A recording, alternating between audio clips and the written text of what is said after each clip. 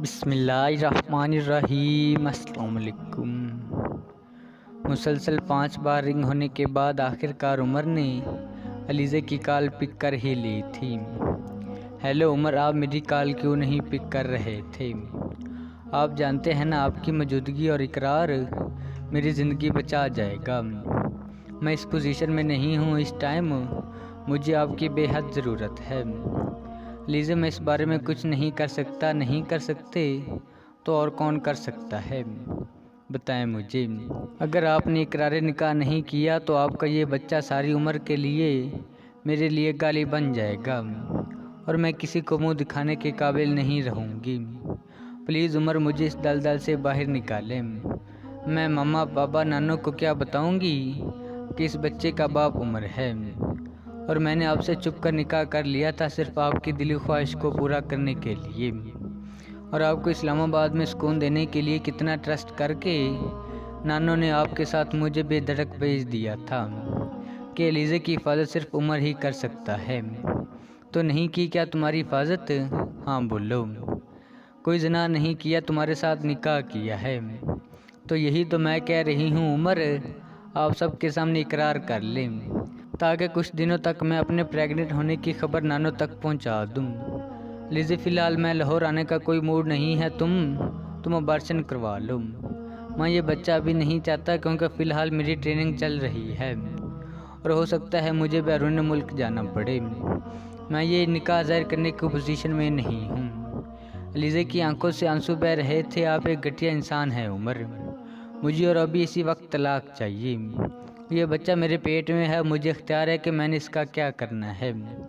जब आप निकाह ही ज़ाहिर नहीं करना चाहते तो मुझे तलाक देकर जान छुड़ाएं। उमर ने एक तलक मुस्कुराहट के साथ अलीज़े को शटअप कहा। सारी उम्र ये उमर सिकंदर अलीज़े शाह को आज़ाद नहीं करेगा, समझी? बीवी हो मेरी मलकियत तुम पे सारी उम्र इख्तियार रखना चाहता हूँ मैं, जब मर्ज़ी जैसे मर्ज़ी। ठीक है उमर, मत करे मुझे आज़ाद, लेकिन याद रखें अगर आपने सबके सामने इकरार निकाह नहीं किया तो मैं ये मामला अल्लाह पर छोड़ दूंगी। मेरा बेहतरीन मुनसब है ज़िंदगी में, अगर आपने मेरे बच्चे के सामने आ गए तब आप मेरे ये अल्फाज याद रखना कि आपसे मेरे बच्चे से कोई ताल्लुक़ नहीं होगा क्योंकि आपने मुझे गाली बना दिया गया होगा माशरे के लिए। लीज़े, बात को समझने की कोशिश करो मेरी जान, तुम फिल वक्त इसे ज़ाया करवा दो।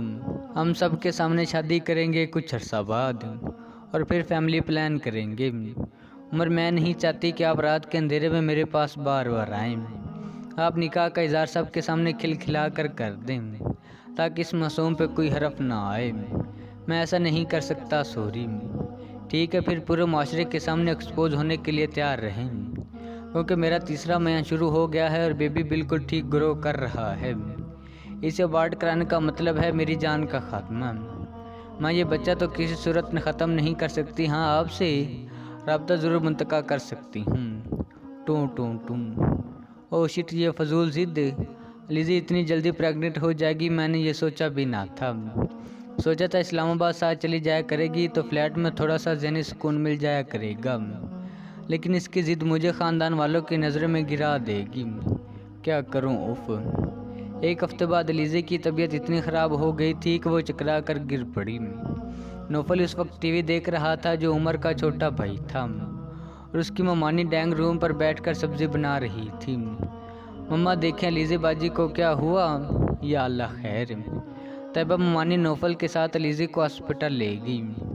इस वक्त नाना और मामू लीज़े की अम्मी के घर इनसे मिलने गए हुए थे क्योंकि लीज़े के बड़े भाई की शादी उमर की छोटी बहन से होना करार पाई थी और इसी हफ्ते शादी का फंक्शन था। उमर ने शादी में आने से ये कहकर इनकार कर दिया था कि इसकी ट्रेनिंग की वजह से उसे छुट्टी नहीं मिल पा रही। जी, सारे टेस्ट कर लिए गए हैं, आपकी पेशेंट की तबीयत बिल्कुल ठीक है, बेबी भी नॉर्मल है। इनके हस्बैंड किधर हैं? वो साथ नहीं आए। ये सुनकर तैयबा ममानी की चेहरे पर एक रंग आया और एक गया। वो डॉक्टर के सामने तो कुछ नहीं बोली लेकिन गाड़ी में भी बिल्कुल चुप थी। वो नौफल के सामने भी कुछ जाहिर नहीं करना चाहती थी। घर आने के बाद खामोशी से उन्होंने अलीज़े से कहा, ज़रा कमरे में चलो अलीज़े, मुझे कुछ पूछना है। जी ममानी, मुझे भी आपको कुछ बताना है। कमरे में आने के बाद ममानी ने बड़े इत्मीनान से अलीज़े से पूछा, लीजिए, हमारी तरबियत और इस घर के माहौल में क्या कोई कमी रह गई थी? कौन है इसका बाप, मुझे बताओ। मानी इसका बाप उमर है। हमने 4 माह पहले इस्लामाबाद में निकाह कर लिया था। जब मैं पेपर्स देने गई हुई थी। बकवास मत करो अलीज़े, मेरी उम्र का नाम लेकर तुम उसे फंसा रही हो। मेरा बेटा ऐसा नहीं कर सकता। अलीज़े ने रात वाली कॉल की रिकॉर्डिंग तैयबा मानी को सुना दी। अभी मैं उमर को कॉल करती हूँ। आखिर ये माजरा क्या है? सारी दुनिया में से तुम ही मिले थे मुंह काला करने के लिए। उमर, हेलो, बात सुनो मेरी, तुमने अलीज़े से निकाह कर रखा है या नहीं? मम्मा, आप क्या कह रही हैं? मुझे कुछ समझ नहीं आ रहा। मुझे हाँ या ना में जवाब चाहिए बस। नहीं मामा, मैं अलीज़े से निकाह। क्या हो गया है आपको? अलीज़े 3 माह से प्रेग्नेंट है। उसने मुझे तुम्हारी रात वाली रिकॉर्डिंग भी सुनाई है। मामा, कोई और होगा। मुझ पे अलीज़े इल्ज़ाम लगा रही है। मैं नहीं हूँ। Okay, believe me. उमर ने अलीज़े से निकाह को जुटला दिया और अलीज़े ने कुरान पाक पर हाथ रख के अपना फैसला अल्लाह पे छोड़ दिया। और ठीक 6 माह बाद एक खूबसूरत सेहतमंद बच्चे ने जन्म दिया, जिसकी शक्ल हूबहू उमर जैसी थी। उसकी मानी को बच्चे पे बहुत प्यार आता था, क्योंकि उमर पे कुछ शक भी था कि अलीज़े ऐसी लड़की नहीं थी जो निकाह के बगैर बहक जाती। लेकिन उमर की मोहब्बत ने उसे डस लिया था। अलीज़े के पेरेंट्स और बहन भाइयों ने इसे फुल सपोर्ट किया था और उमर की टिकाई करने का भी सोच लिया था, क्योंकि उन केस के बाद वो लाहौर आना ही भूल गया था। अलीज़े ने MBBS करने के बाद एक हॉस्पिटल में गवर्नमेंट जॉब हासिल कर ली थी। उसका बेटा शायान अब 5 साल का हो चुका था। नौफल, शामीर और तोबा जो उमर के बहन भाई थे, वो शायान से बहुत प्यार करते थे। जब अलीज़े ने रो रो कर कुरान पाक पकड़कर अपने बच्चे की कसम खाकर कहा था कि उसका बाप उमर है और निकाह नामा भी उसी के पास है। मेरे पास उमर की कॉल की रिकॉर्डिंग मौजूद है और कुछ तस्वीर जो इस्लामाबाद वाले फ्लैट में ली गई थी। लेकिन जब उमर ने इन सब को फेक कहकर जुटला दिया था, तब वो कैसे सबूत पेश करती? अपना मामला अल्लाह पर छोड़कर वो सबकदोश हो गई थी। शायान ने स्कूल जाना शुरू कर दिया था। अलीज़े सुबह हॉस्पिटल जाने से पहले शायान को स्कूल के लिए तैयार करती, उसे लंच बॉक्स देती और फिर अपनी गाड़ी में उसको स्कूल ड्रॉप करती। एक दिन शायान ने अलीज़े से कहा, उसके पापा के मुतल्लिक सवाल कर ही लिया। मम्मा, मेरे पापा नहीं हैं, मेरे सब फ्रेंड्स के पापा हैं। अलीज़े ने कड़वा घूंट पीते हुए शायान का सवाल का जवाब दिया। बेटा, सबके पापा नहीं होते, इस तरह आपके भी नहीं हैं। मम्मा, मुझसे जब कोई पूछेगा कि मेरे पापा क्या काम करते हैं, तब मैं क्या कहूँगा? बेटा, आप कह दिया करना मेरे पापा नहीं हैं। अलीज़े का दिल खून के आंसू रो रहा था। काश उमर, मैं तुमसे मोहब्बत ना करती। काश मैं अपना वजूद तुम्हारे सुपुर्द ना करती। आज मेरा बच्चा दर बदर ना हो रहा होता।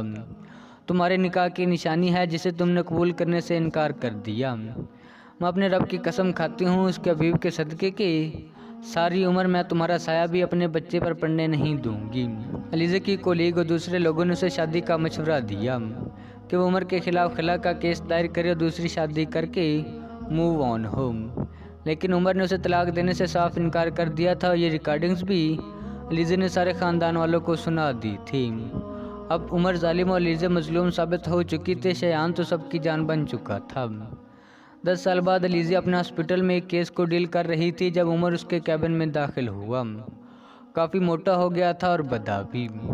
अलीज़े, मुझे माफ़ कर दो प्लीज़, मैं आपको नहीं जानती, कौन है आप? अलीज़े, मैं उमर, तुम्हारा शौहर, तुम्हारे बच्चे का बाप।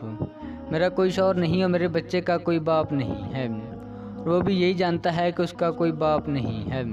अलीज़े, मैंने बहुत बड़ी गलती की तुम्हें ना अपना कर, क्योंकि मेरी क्लास फेलो भी मुझसे शादी करना चाहती थी, जो कि एलिट क्लास से ताल्लुक़ रखती थी। मैंने उससे शादी कर ली स्टेटस और ग्लैमर के लिए, लेकिन ना तो वो मुझे मोहब्बत दे पाई ना ही इज्जत।